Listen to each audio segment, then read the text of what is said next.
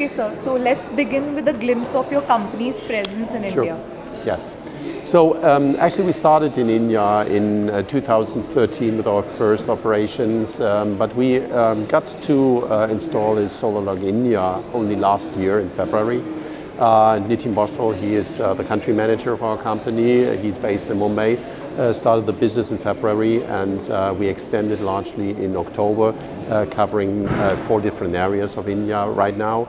So this is basically how we started. We were very successful in the first year, over 1,500 different installations for the monitoring. This is what we do, monitoring PV plants professionally. And we plan to expand that business, of course, in 2017 largely. It's one of the focus markets we have for Solarlog. Okay, sir. Amazing. So what have been some of the recent developments at your organization? Okay. Solarlog is a company that's now available in more than 96 countries in the world. So we have a really big coverage globally. We started in Germany, but of course we are focusing on some of the markets in particular. First of all, India, of course, that's the reason I'm here today. But we also founded a company in China in September last year. We also have an operation in Bethel, Connecticut, near New York in the United States of America. So these are the focal markets for the time being. But as I mentioned, we are present virtually all over the world, which makes it really a task and a challenge to move on, since we're only a company of 100 people and we are existing now for a little bit less than 10 years. So it's unbelievable growth that we had in the recent past. Okay, sir. So solar energy in India is on the surge and soon will become a trending industry. Yes. So what is your outlook on the Indian O&M sector for the next 5 years? Yes. We have some experience in Germany where we started, and we have seen a similar situation that we see in India right now, that we have a ramp-up phase in 2011 and 2012 where solar plants were installed all over the place and in a very fast pace. So what I expect will happen will also be in this stage, you have to very carefully look on the quality of the PV installations. If you don't do that, you will see later on that your investment will have some disadvantages. You won't produce as much power as you want to produce. So you better take care of it right now and monitor what you have produced. That's one of the major challenges I see for the India market. But the development here, I see it's great. You have political support for getting PV installed. So there's really some backing of all the different parties. What might be a little bit problematic is the bureaucracy you have sometimes to get things done. I just listened to a talk, the first session here, and it was summarized pretty nicely, saying we need transparency and we need a certain reliability on how we proceed in the business. So in the beginning it's a little bit chaos because there are so many different things going on at the same time. So we have to structure it and we have to communicate the value of a PV installation. It's not only about the investment, it's also about using the energy you're producing. It's about contributing to a better life standard in the country. I've seen the pollution, and you can reduce that pollution by going to renewable energies. And this should be more in the public view of the people. Right. So, sir, what measures should be taken for efficient costs and budgeting for effective O&M? Okay.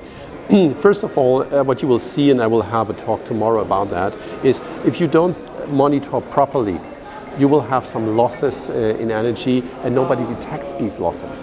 So in order to be cost efficient, besides the effects that the pricing is going down for all the components when volume goes up, that's natural, you have to take care of that you are thoroughly look after your investment. If you do that, then you are most efficient in the cost and efforts that you spend on PV. Right. So what can be done to increase performance of the project while improving the life of the project? Yes.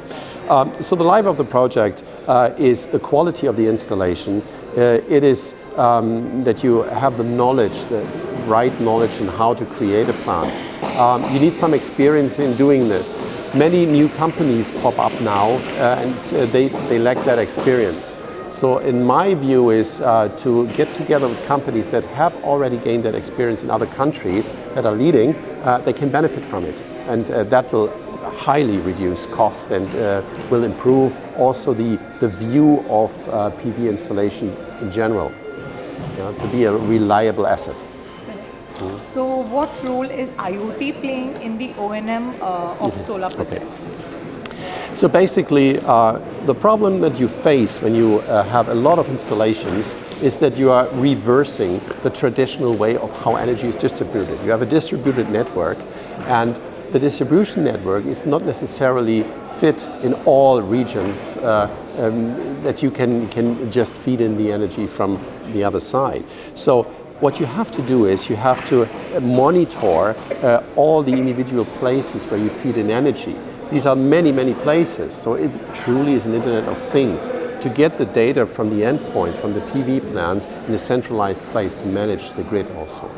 Grid will be an issue in the future. The more PV plants you have installed, the more energy you're feeding in, the more problems you will get. And you cannot expand the distribution grid from within a couple of days or months. So it needs some time, and it needs some information where it's most necessary to do this. And to get this information, you need all the information from the endpoints. And this, in my definition, is the Internet of Things for the PV industry. A lot of monitoring, a lot of sensor information, a lot of energy information that you need. Right. So what are your growth plans for the Indian market, and what are the milestones that you wish to achieve by the end of this fiscal? Okay. We already have achieved a pretty good percentage of the market for the rooftop. We are at 15% market penetration with the solar lock. Our mission is to convince people about the necessity of monitoring, about the benefits you can get out of monitoring your asset and have a good view on the data, on the quality of your plant. If we can pursue on that way and increase the awareness also on the importance of monitoring, we have achieved our goals, and I think we will do that pretty nicely. Okay, so anything else you would like to add for our readers? No, I would like to congratulate you for this conference, because I think it's very important that people get together, have joined their ideas and move forward the whole idea. It is a kind of mission. You're doing something good to make the world a little bit better. And in order to achieve that, to organize all the different aspects, it's important to have conferences like this. Correct. So thank you for that. Thank you so much for your time, sir. Very It was welcome. really nice speaking to you. Thank you, same to you. Thank you very much.